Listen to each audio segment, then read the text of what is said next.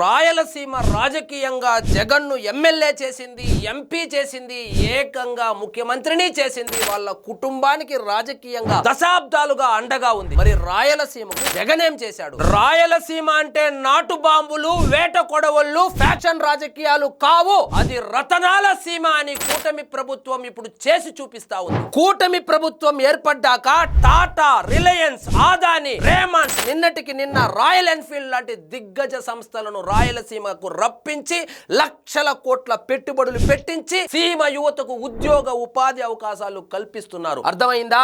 ఈ రోజు 5th generation యుద్ధ విమానాల తయారీ పరిశ్రమ ఏకంగా 1,00,000 కోట్ల పెట్టుబడితో మన పుట్టపర్తికి తీసుకొచ్చి రాయలసీమ ముఖ చిత్రాన్ని మార్చనున్నారు. 2028 కల్లా మన రాయలసీమలో తయారైన మేడ్ ఇన్ రాయలసీమ యుద్ధ విమానాలు గాల్లోకి ఎగరనున్నాయి. శత్రువుల వెన్నులో వణుకు పుట్టించనున్నాయి.